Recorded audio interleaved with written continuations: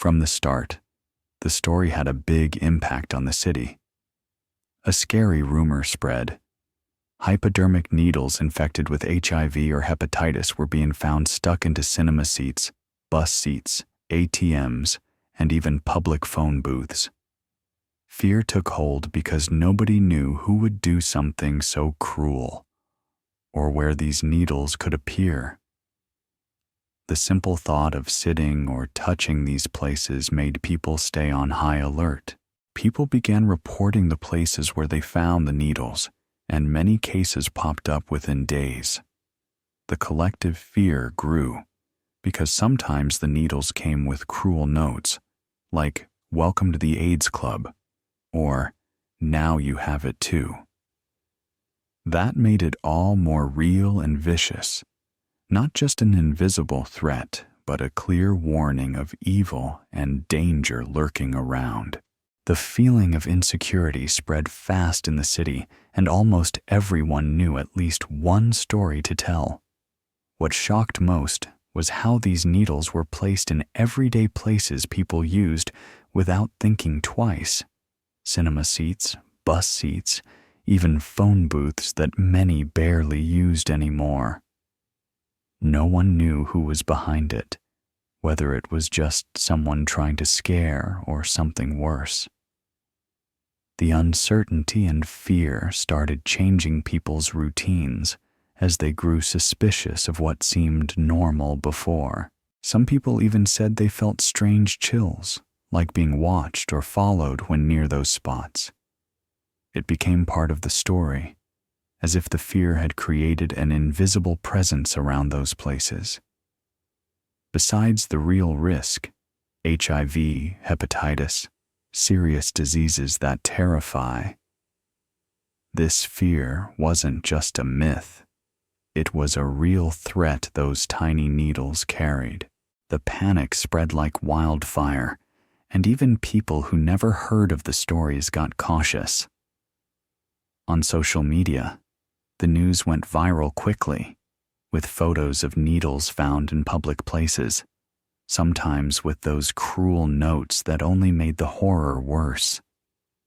People who never gave a second thought before sitting on a bus bench now examined everything carefully, looking twice before touching anything. Paranoia took over, and even if some thought it was an exaggeration, no one wanted to take the risk. Some tried to figure out who could be capable of such cruelty. The idea of an organized group scared people, but also the possibility of a disturbed individual acting alone was just as terrifying. How could someone want to do this with so much hate? For no reason. And why? The uncertainty about the motive was what made everyone nervous, like that person could be right next to you, waiting for the next victim. Local authorities faced pressure to act, but hadn't done much yet. Police started monitoring the most affected spots, and awareness campaigns were launched, but panic was already settled. The problem was, those needles were small, easy to hide, and appeared suddenly in different city spots, making control difficult. The feeling that something was happening close by, and no one knew who was responsible, just made people more anxious. On the streets, nervous talks and suspicious glances became the norm. Parents watched their kids more closely, forbidding them to play in certain places and staying alert to every small sign of danger. Even teenagers began to distrust places once common, like the local cinema or the bus to school.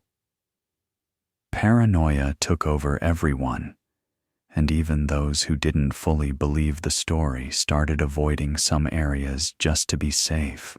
Days passed, and despite the warnings and constant alerts, stories kept coming. Some said they almost sat on a seat with a needle. Others actually found needles, and in some cases, notes appeared alongside, increasing collective fear. What hit hardest was the silence from the victims. Those who found needles or got notes rarely spoke up, scared of becoming an even worse target. It was like terror created a silence pact that only helped spread doubt and fear. In the middle of it all, some people reported feeling sick after touching or even sitting where needles were found. Although no official contamination was confirmed, panic spread fast, with many going to hospitals just for tests. The idea of an invisible, silent threat that could be anywhere created a constant tension, and many lived with the fear of danger that seemed inevitable and unavoidable. Besides the fear of infection, the psychological impact took over people's minds. Many said they had sleepless nights, anxiety, even panic attacks, just thinking they could be next. The needles weren't just in seats and benches. They were in the minds and hearts of those living that experience. That invisible fear became an emotional prison, making even leaving the house a challenge for those unwilling to be dominated by the terror spreading in the city. In several neighborhoods, groups of residents joined forces to patrol the streets and common places where needles appeared. They organized to clean benches, check every detail, and warn people about the risks. That brought some comfort, but didn't eliminate the fear. The problem was that despite all this movement, needles kept appearing, and no one could predict when or where the next one would show up, keeping the insecurity in the air. Over time, the city divided between those who believed it was all a big hoax to create panic, and those who had real fear based on reports and found needles. That division caused heated debates on social media and in conversations, even among family and friends. But no one could deny that fear and doubt were taking over daily life, changing how people lived and interacted with public spaces.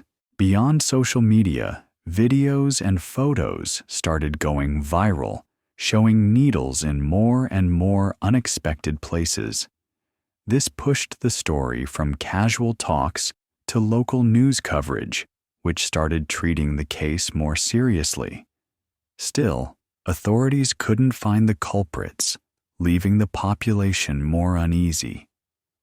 The lack of answers increased the feeling of helplessness and fed the idea that something bad could happen to anyone, anytime. Eventually, the fear began to fade a bit. But the memory of those terrifying days stayed engraved in people's minds. Few forgot when sitting on a bus or going to the cinema became a reason to stay on full alert.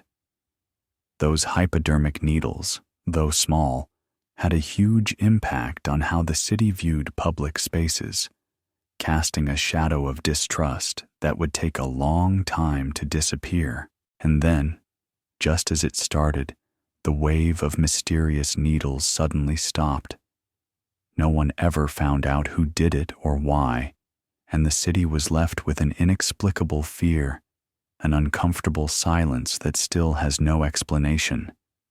In the end, what remains is the memory that evil can be where you least expect it.